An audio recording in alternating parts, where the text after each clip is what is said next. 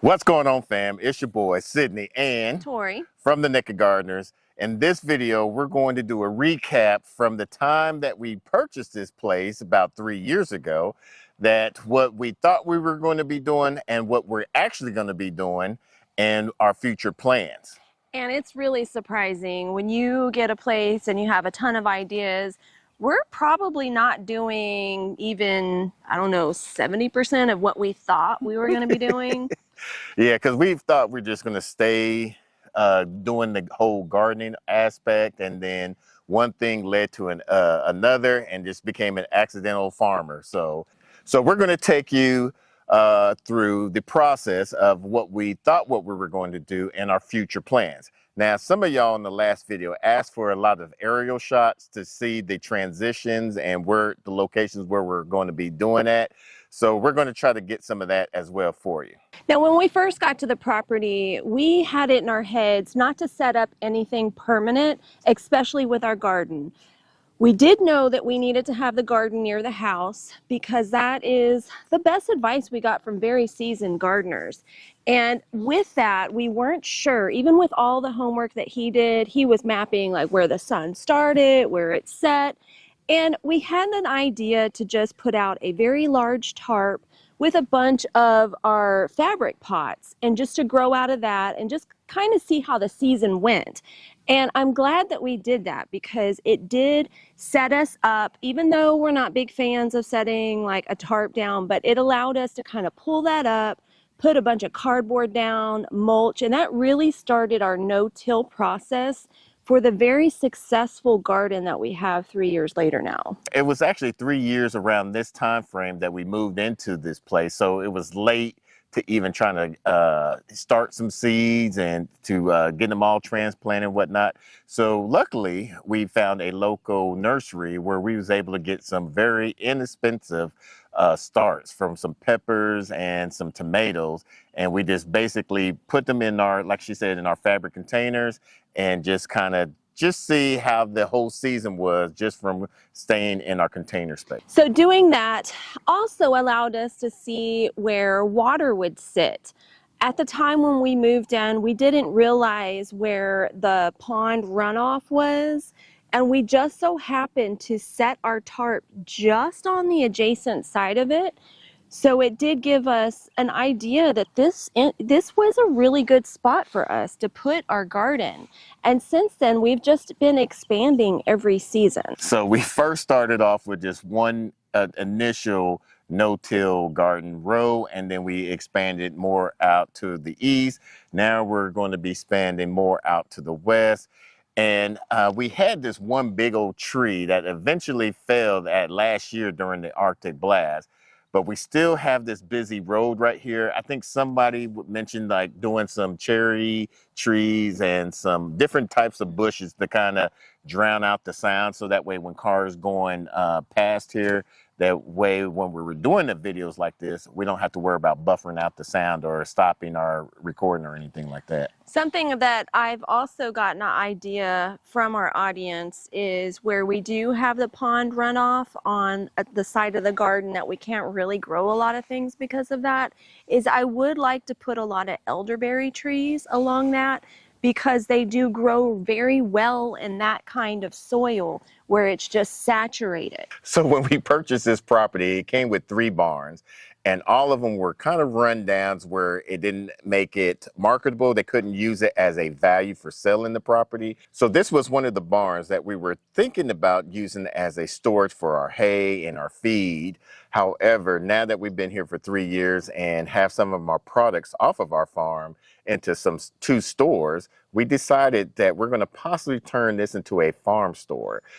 This has been a great storage area for when we're having our American breast flocks or our egg layers or our sheep.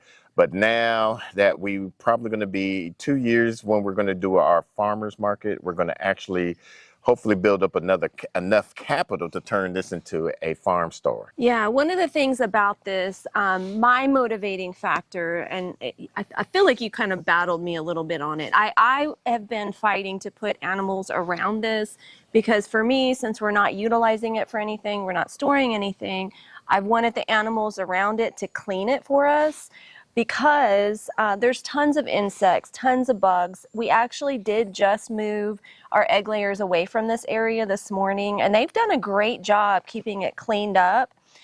The previous owner actually bought this property right here with this barn and the barn behind it used to belong many years ago to our neighbors over here. And so with the chickens over here, I've noticed that there's a lot of gravel. They used to have gravel here, and there was a driveway here. So every time I would put the spikes in for the fencing, I would hit some gravel. So I know that we have some gravel right underneath here. This would be an absolutely perfect spot for us to have our farm store. And just adjacent to it, I'm going to put a flower farm, very small one, on the other side of the garden. And I think that that would be great for customers. And what I would like to do also with this farm store is have a small commercial kitchen.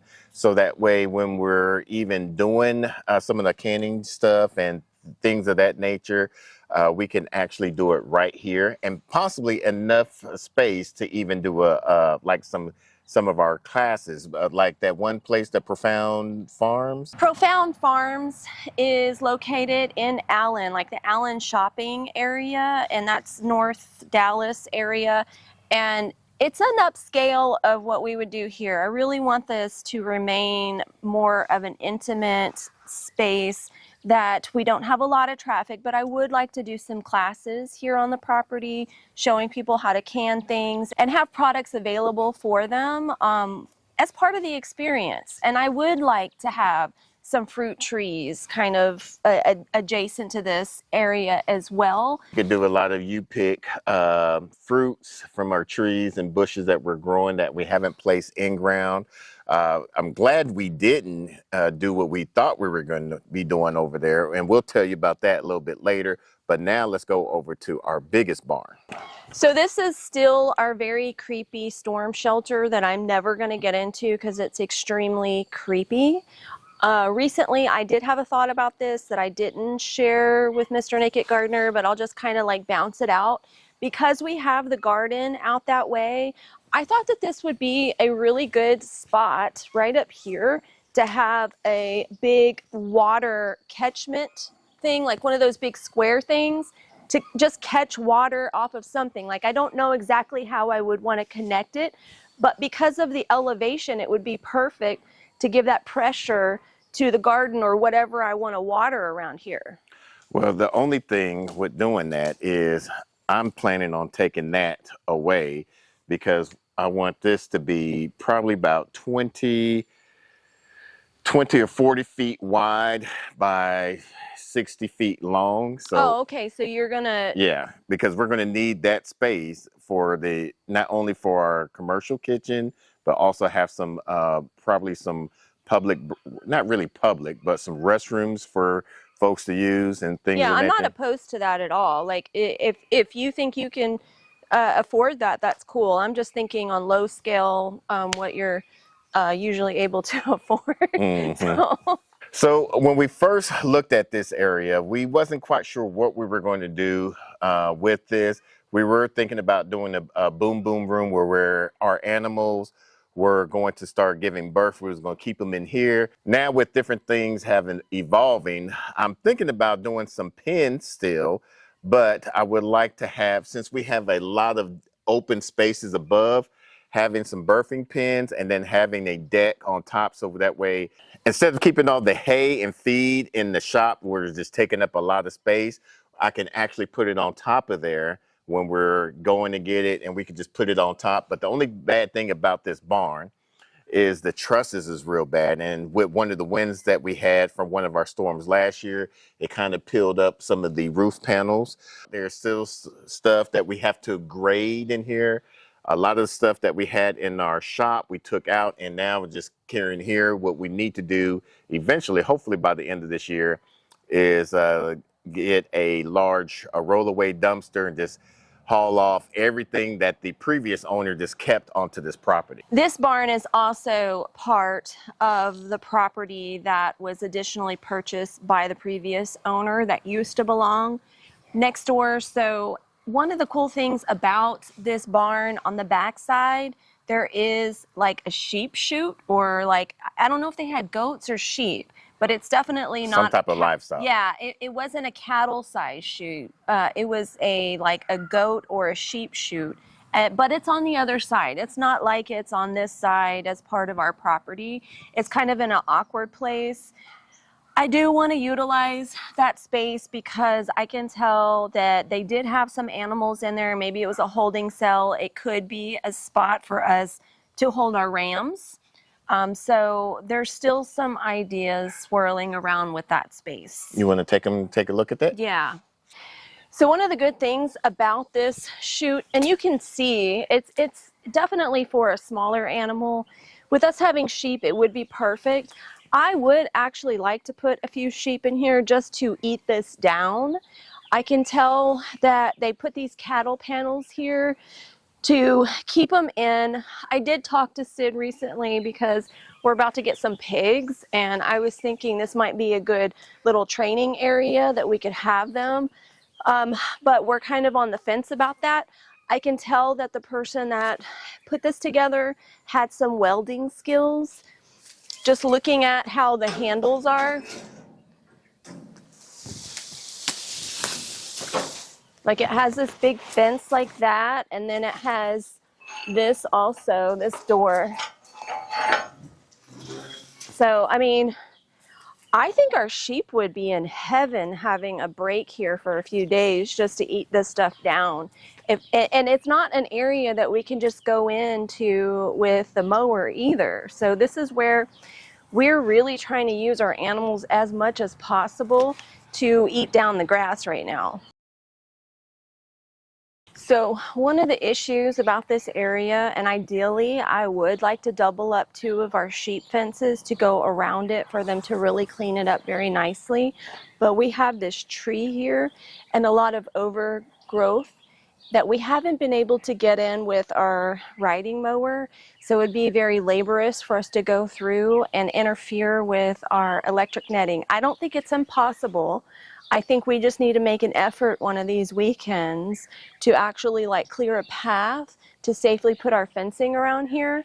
That way it would give our sheep an opportunity to clean this up in a way that we cannot.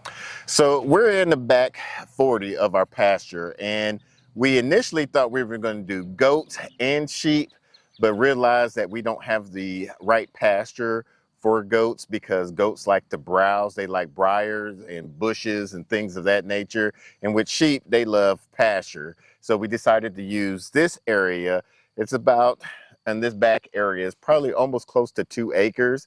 Where we're going to separate them or divide it up into about 8 to 10 paddocks. That way we'll allow them to stay on each paddock for at least about a minimum of 4 days or maximum of 4 days. With us rotating our sheep, or at least those times, allows them to not be back onto that one pasture where they started on for at least 30 days. And I plan to run some American breasts behind them in those paddocks because they do such a good job. They're not overzealous like the egg layers and digging stuff up. They're just tender enough that it would be perfect following the sheep with them and just kind of like getting their manure all dug in, and they'll eat the bugs that it attracts. And I just think that it would be like a beautiful symbiotic relationship of having those two following each other. Having the chickens to follow right behind the sheep is going to help reduce the parasite load on this pasture. We've never let our grass grow this high in the past, and we're noticing a bunch of walking onions and flowers. I wish you guys could smell the sweetness in the air that we have right now. But now that we have the sheep, we are an intentional grower of not cutting it down. And that way we have this for them to feed on. Now, one of our early mistakes, I'm glad we didn't really officially make it a mistake, was this area was going to be our permaculture orchard. But during our first year, we had a proliferation of rain just basically swamping out this area, and decided this was not going to be a perfect spot for this after all. Now the beautiful thing that came of that is in digging all the holes for the trees that we were going to have, after that rain came, we saw that we had a bunch of mini ponds, which we also thought about just refilling that, but the ducks love it. Like, it is become the duck and goose paradise to have all of these little mini ponds, because we don't allow them 100% access to our pond for pond management reasons, which was another lesson we had. We learned that we cannot let them have access to the pond all the time. But they have these little mini ponds anytime it rains, and it's really a waterfowl's paradise out here in our field. Now, some of these holes, especially where they're at right now, if you can hear them in the background, some of that will be filled in. It's going to be encroaching on some of the sheep paddock areas. So that way, if we do get the heavy downfall of the rain, then they will have a nice puddle for them to play in. Not if, when. Yeah, when. So behind us is our American breast, where we have 2 flocks now. And that came by accident. When we first got our first set of egg layers, I knew that we were going to be eventually doing some meat birds, but I wanted to make sure we'll have the best tasting birds. So I Googled the world's best tasting chicken, and it came up as American breast.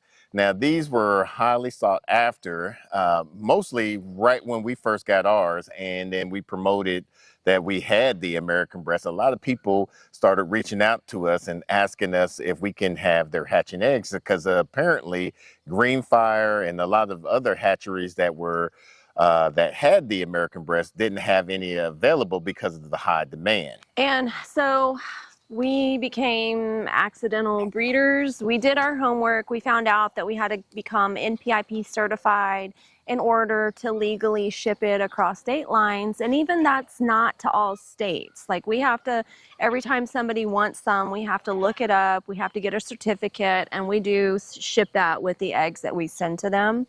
Behind us back here, we are about to get some feeder pigs. And I was telling Mr. Naked Gardener, like, I'm not comfortable being a pig breeder at this point. I think at this point, I'm going to be comfortable with just purchasing feeder pigs from people, growing them out and taking them to the butcher, because I don't want pigs year round. I do think that that would be high maintenance for everything that we do with the 2 of us and both of us having an off-farm job. And initially, this back area was going to be for the sheep, and that was going to be for the goat. But now, with a lot of things that change, luckily we listened to Joe Salatin, where he said, well, if you buy a property, do not build any permanent structures for at least 3 years.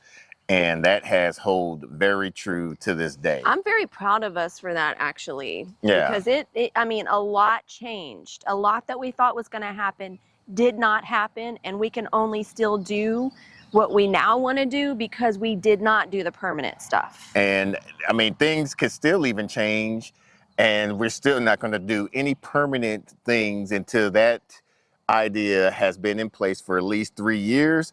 The only thing that will change and that we're still working on is a perimeter fencing for this. That's something that we're still working on. So one thing that we did do when we first got here is looking up how to get a high tunnel.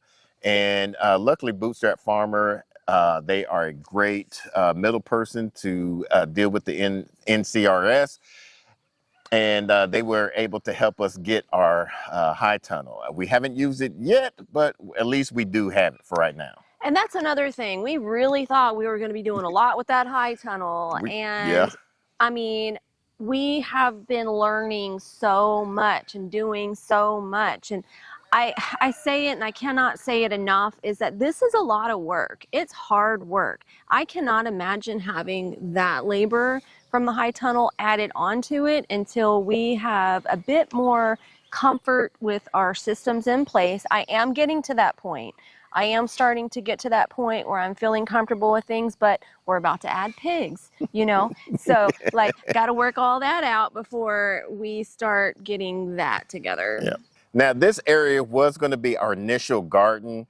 However, it doesn't get a lot of, we noticed that it doesn't get a lot of sunlight. So we transitioned it into a nice overwintering spot and summer spot for our animals. This area has turned out to be a great area of comfort to our animals in the most extreme weather, whether it's icy weather, whether it's really hot weather, because we can control it a little bit more with the barn. Something I would like to do, that Bootstrap Farmer actually gave us this idea over time, after we've had our little farm store and when we actually start utilizing our high tunnel, I would like to have a farm to table event here with a projector and have like kind of an engagement event here.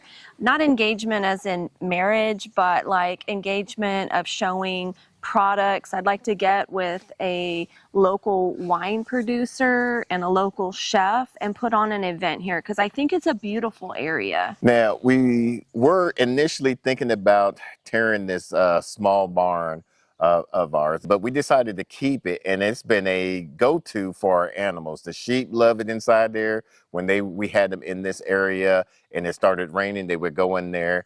Now that we have our chickens surrounding and cleaning up right after them, we put their nesting box in there, so they're going to be loving to go inside of there as well.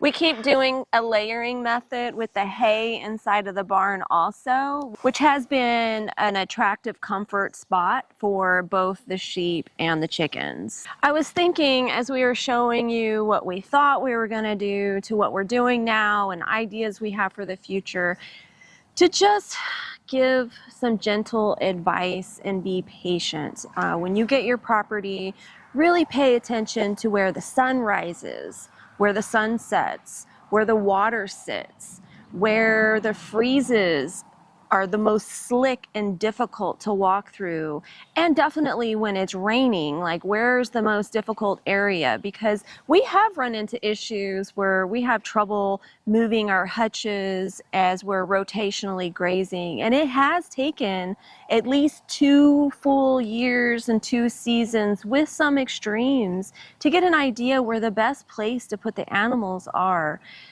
Just be patient with yourself in doing this. It's not a fast moving thing. It's just something that takes time. I would say the piggyback off of that is to start small, but go ahead and continue to dream big and find out what you want to do and try to do some type of research and see how that system in place is before you go on to the next system. And especially any permanent system. So I hope you like this video. If so, make sure you give us a thumbs up. Until the next time, let's grow together.